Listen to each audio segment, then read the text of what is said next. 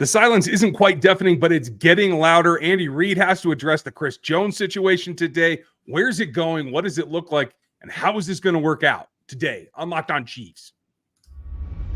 From the land of the free and the home of the Chiefs, this is the Locked On Chiefs podcast.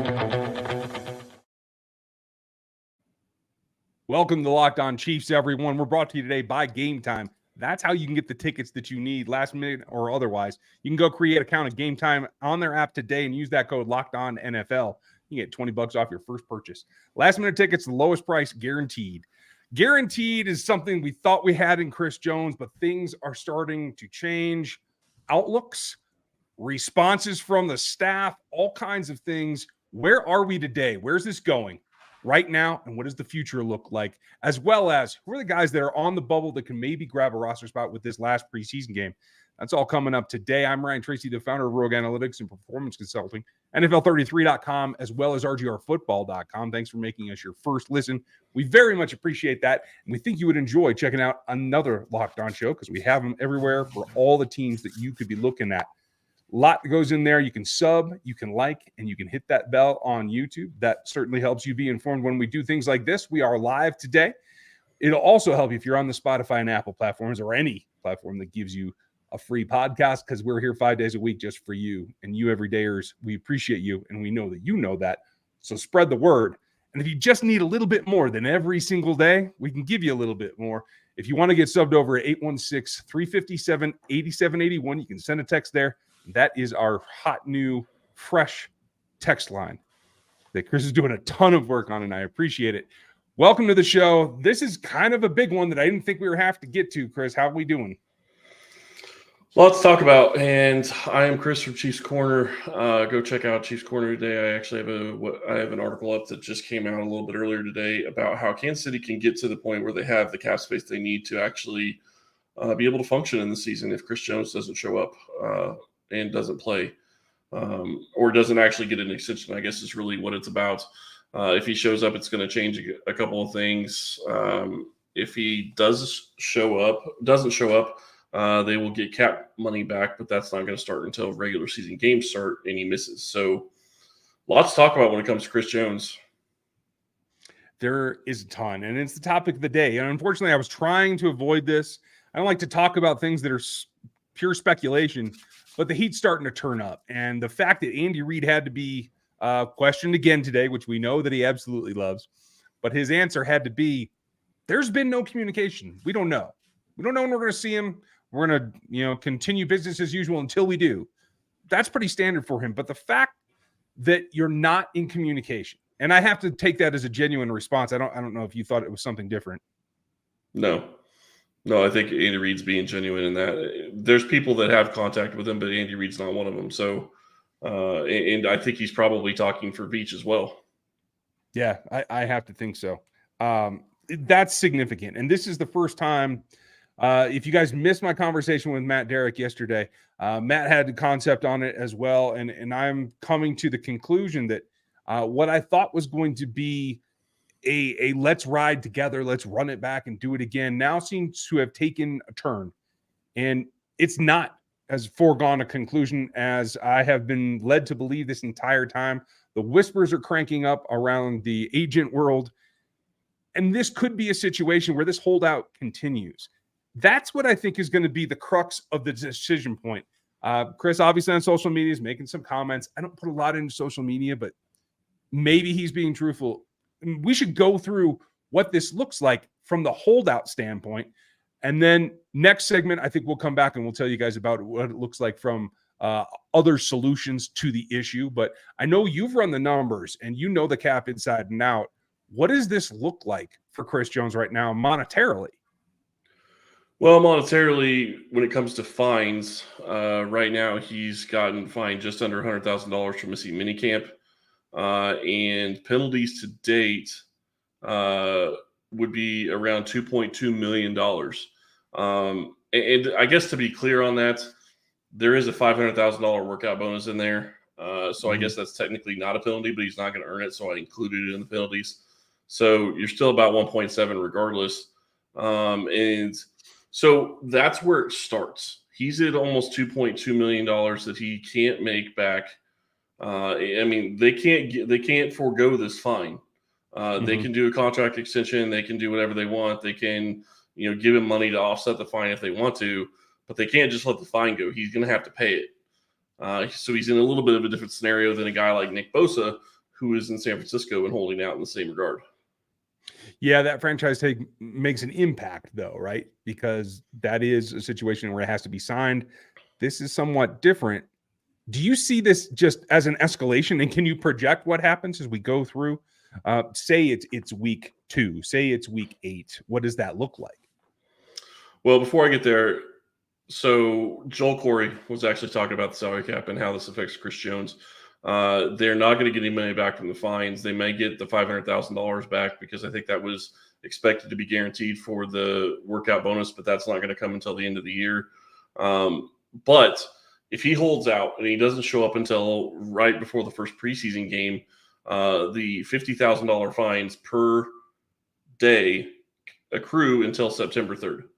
That would put him at $2.7 million. Before the last preseason game, did you mean? No. Before the first regular season game. Like if he doesn't show up at all and shows up on September 4th, he will have accrued fines and not making the workout bonus of close to just under $2.75 million. Yeah. So it's huge. And like I said, he can't get that money back.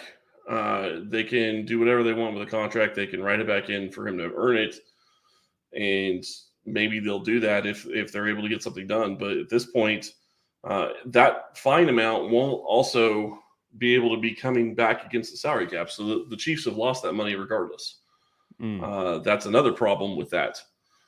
You get into the regular season, and then he loses almost $1.1 million per game that he misses. Yeah. That's significant. And that is money that you recruit against the cap when it's missed, correct? Well, and that's the difference. When it comes to missing game checks, you could actually add that back. So the Chiefs would add back almost $1.1 million per game he misses to their salary cap. But I, again, don't think that really adjusts until the end of the year. If he sits out until when he says he's going to sit out, which is week 8, he would accrue fines or missed pay of $10,332,000. That is a hard pill to swallow.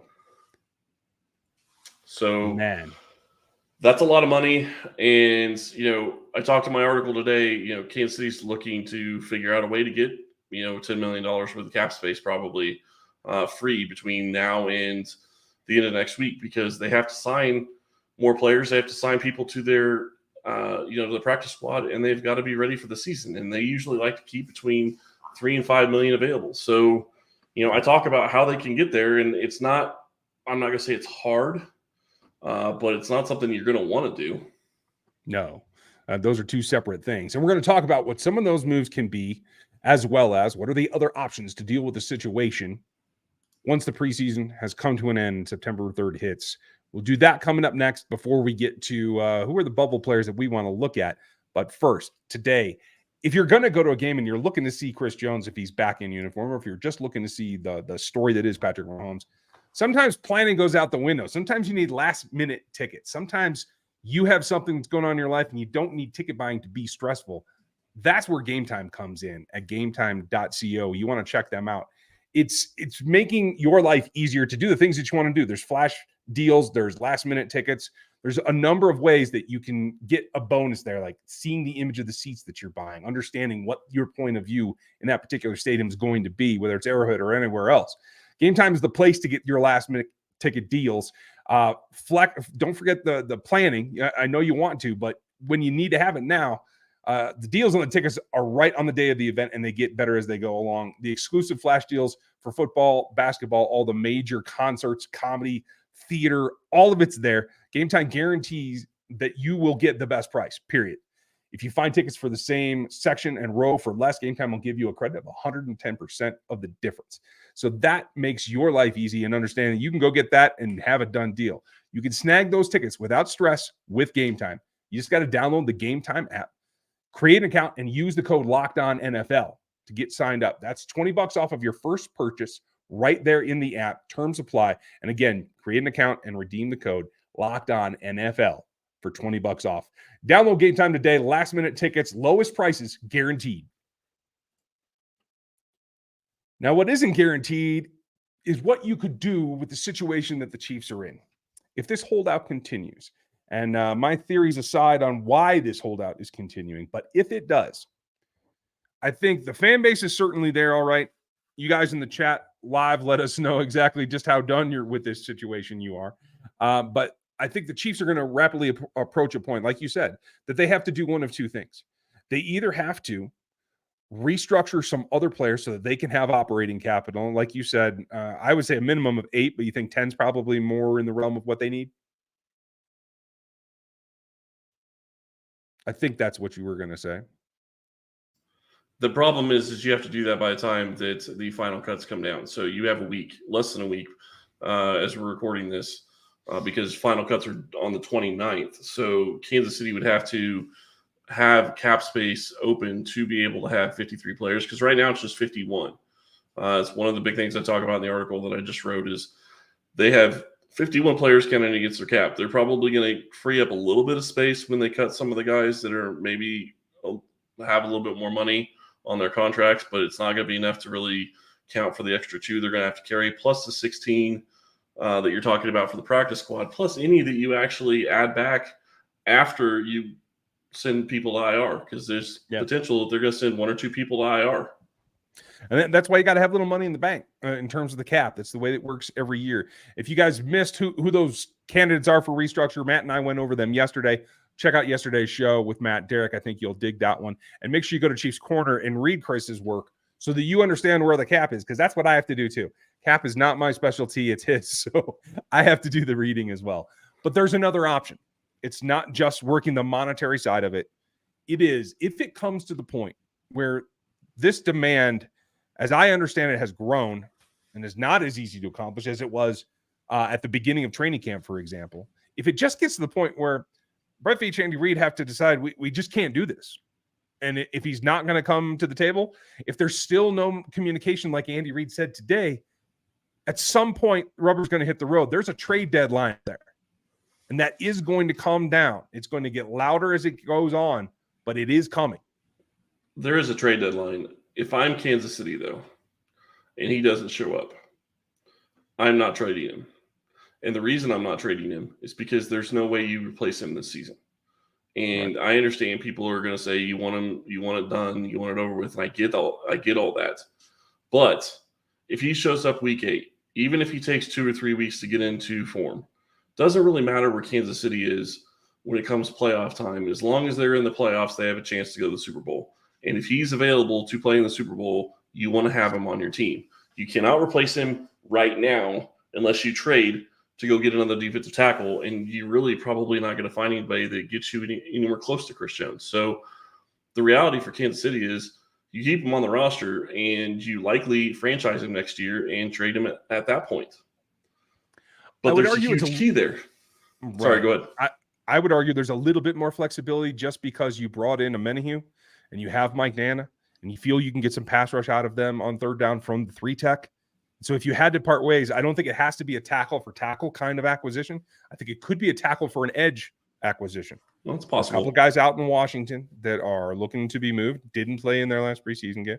There are a couple of other edges around the league that play for teams that have links to Kansas City, whether it's a coach, whether it's a GM or an assistant GM. There's a lot of connections there. So if you can get, in my opinion, a D-line for a D-line and you get some draft capital, I think that's something that they would have to consider, especially the longer that it goes on. Potentially. But the problem is I don't think you're going to get the capital you would get if you traded him next offseason. I still don't think you're going to get value. And that's really the problem is you're at a point now where if you're going to trade him, you needed to trade him within a month of after the Super Bowl. And I can only imagine what Chiefs Kingdom would have been saying at that point. But the reality is you're not going to get value at this point. Now, here's the other side of it, and this is something I was looking at, and here are the numbers because I did actually run this before we came on. He's going to miss $10 million if he waits till week 8. But here's the other key that plays into. If that happens, his cap number goes from, or his number for this year goes from about 27 million to 19.5, which then changes the value of his contract and his franchise tag for next year. It would go from possibly $33 million to $23.35 million. That's a huge difference. Not only does he lose 9 now, he loses 10 next year. Yeah. And don't quote me on those numbers, because the one thing that's kind of iffy and I couldn't figure out is that he got a not likely to be earned incentive last year in the sack number. I don't know. I could not find before I came on whether or not that actually counts towards that 120% number that you're looking at. It does count to his cap number right now, but I don't know if it actually counts to the 120% that you're going to be calculating based on. But you do add back the workout bonus regardless of whether or not he got it, because that's part of that. So it's a little bit different since it's the incentive. So there are questions as to what he's going to be able to get. But 23 million, 24 million as a cap number next year if he doesn't show up till week 8, that's palatable. Kansas City would be in a great spot at that point. And you take another year, 120% of that becomes a little bit more expensive, but you're 2 years down the road in the salary cap, and you probably could afford it if you really wanted to. Jones isn't going to like it. Nope. But gives you the most flexibility. So he's kind of painted himself into a corner at this point. Yeah, it all goes back. I mean, he'll be 31 years old at that point, if not approaching 32. I've said for quite a long time that I think this is bad advice from his representatives. I think this is a bad way to do business overall. I think Patrick Mahomes took the high road today, and I think that was a positive sign as well. But players are always going to. They have to. That's what happens when you work in an environment like that. But there's still, I think, the question of compensation. Are you going to get 2 2s for Chris Jones? No. I think you should be able to get a 1. If I misspoke the other day and said they wouldn't get a single 1, that was a mistake on my part. I do think he could get a first-round draft pick and probably a 3rd. Maybe if you really worked it, a 1st and a 2nd. But I don't think you're getting 2 2s for a 30-year-old defensive tackle. Probably not. And really quick in the chat, it does count on this year's cap. It was a not likely to be earned incentive last year. His sack number, he reached it. So that counts against this year's cap. The question is whether or not it actually applies to the amount that would be included in the franchise number.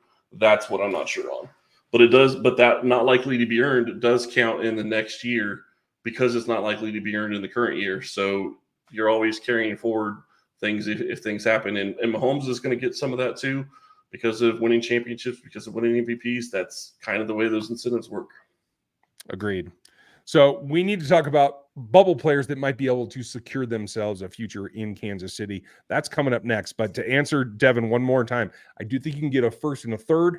Might even be able to elevate that a little bit, but I don't think you're going a whole lot farther. So that said, we're going to come back in a second and talk about who can make this jump in this last preseason game as we're getting closer to it and secure themselves a spot on the 53 or the practice squad, because honestly, that's a more competitive competition right now. We'll do that coming up next.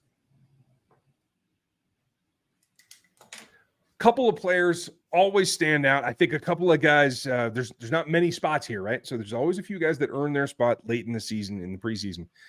If you had to guess, how many spots on this 53 are already taken? 49 or 50. Yeah. I think the team already pretty much knows. And to be clear, and I know we kind of talk about this all the time, I'm talking about the initial roster. I'm not talking about what the rigmarole they may end up doing the next day, because there's likely to be people that are going to head to IR. But I think there's probably 50 spots already taken at this point. Fair enough. So given that there's questions, and we'll answer these here as we're on topic, KL and Casey Rich, we appreciate you guys. How will the defense change? And this leads to what those guys are, at least a couple of those guys that could earn roster spots because of it. And it is about the pass rush. If you're going to have to go, obviously, with the suspension for a minute here, you're going to have to go someone else inside initially. So can Turk Warden actually stay out on the practice squad? That changes things. If so, you have to carry at least 4 tackles on top of Chris Jones, who technically, if he does not report, would not count as a roster spot, I believe. I think you would get an exemption at that point come, the 4th of September? That's actually what I was just looking up. So okay, I believe you're correct. I believe you're correct on that as well. I think that you get an exemption if he doesn't actually report. So that would not count against the roster space. In that case, it'd probably be 48 or 49 players, because I think there's going to be another DT that's going to be kept if he does not show up. So here's my thought: is if you feel you have to go to 5 tackles, I think Danny Shelton's done enough. I think Daniel Wise might be the next guy. I think Nadi, Coburn, and Turk, if he's healthy, would be the shoo-ins there if you're keeping 5. If you're only going to carry 4 tackles because you feel you have versatility with Menahue and with Mike Dana, say, maybe it's Herring that you list as a DN, but he can play inside for you, that may make the spot where you can keep 6 edges. And I think that the guy that could play himself onto the roster this week could be BJ Thompson, who's shown a couple of flashes, but he's clearly not one of the top 4 edges right now. So it's that versatility that I think is a big plus for the roster, but it's also something that makes it really hard to predict for us. Well, it does. And the question that I have when it comes to BJ Thompson making the roster is, you talk about a Menahue being able to play inside. Well, yeah, he can, but he can't for the first 6 weeks. So at that point, you're going to be really heavily down. I mean, yeah, you could have Dana play in there. Yeah, you could have Herring play in there. And maybe those guys can get it done enough. But you're also going to be going up against some good teams. I mean, we talked about it to start. Detroit's a good team. That is going to be a hard game without Chris Jones. And at this point, you have to figure Chris Jones isn't going to play even half the snaps, just because it's to the point where he won't have the practice to get into the shape that he would need to be able to do that. Mm-hmm. And for those who need a reminder, it's the Detroit Lions, the Jacksonville Jaguars, Chicago Bears, the New York Jets, fully complete with Aaron Rodgers, and then the Minnesota Vikings.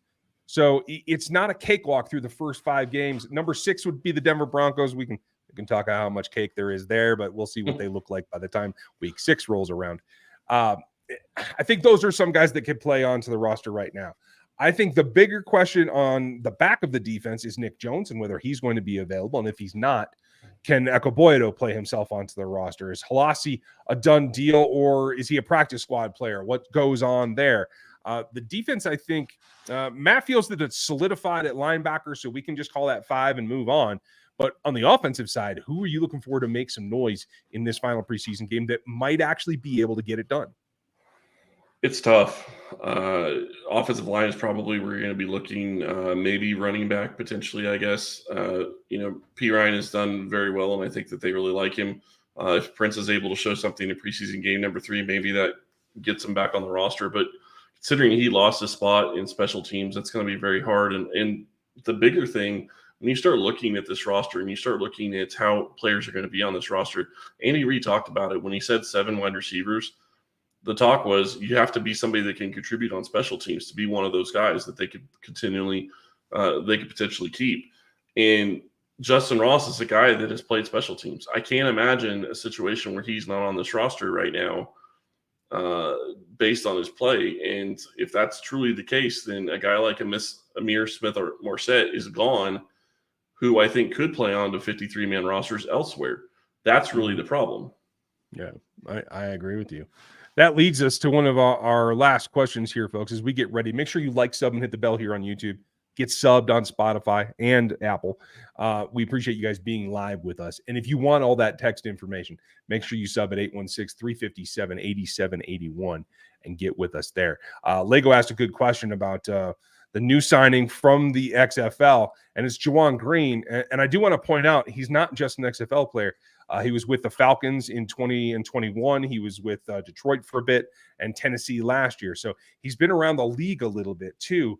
And the only thing that I would say is, from what I've seen at the NFL level, he wasn't quite up to par. I think a practice squad type spot is probably likely where he's going to be at now. Now, domination in the XFL is a nice thing to see, but the level of competition jump back into the league, I think, changes things.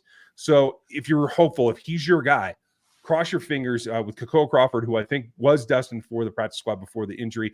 I think maybe he has a shot for a practice squad slot. Let's see how he does and if he gets targeted in this coming game. Yeah, that's the big question. And I think that he's going to be a guy that if they're looking for a wide receiver on the practice squad, he could be it.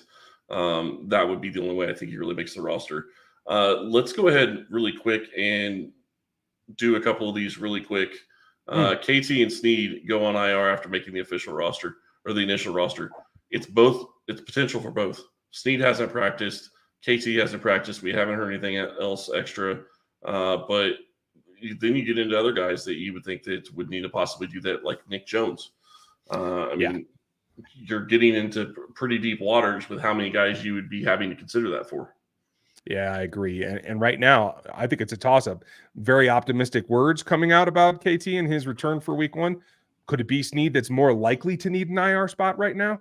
I really don't know, but it could end up being both of them. So let's keep an eye out.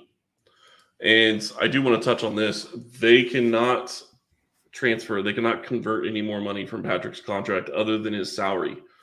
If they want to do a conversion on salary, they can. I really don't think they want to go that direction because it's just going to continue to spiral in the future years. But his bonus was paid out, so it's not something they can convert at this point. And then last question, yes, Dunlop is still available, but I don't know that maybe they go that direction, but that really is going to cut out some of your youth development if you do that. I have a tendency to think they want some kind of veteran presence, especially with Amenu and Jones gone for at least what we expect is week 1 at this point. It's just the dollars. It's how can you structure the deal that impacts the cap as little as possible and gives him incentives that he can possibly. The other thing is if he's on the roster week 1, his salary is going to be guaranteed. So is it possible they consider bringing him back week 2? Where it wouldn't be a guaranteed salary? I mean, that's possible. I mean, that's one of the roster things that you play with when you don't have guys on the roster week 1. Yeah, I was going to say the same thing. It kind of sucks if you're a veteran, but hey, that's the way that the league turns. So if it doesn't happen week 1, if you don't see any acquisitions, first thing to look for is a restructure, and then maybe they can look at making an acquisition, but likely week 2. That's what we think. What do you think? Put your comments down below. Make sure you like, sub, and hit the bell here on YouTube. Get subbed up. We appreciate you guys. We're going to have a look at this preseason game in a little bit more detail tomorrow. We appreciate you hanging out with us. If you want on that text line, just text us now at 816-357-8781. We appreciate you guys. You have a great evening. We'll be back with you tomorrow. Take all the time that you need because it sounds like Chris Jones is not saying a word.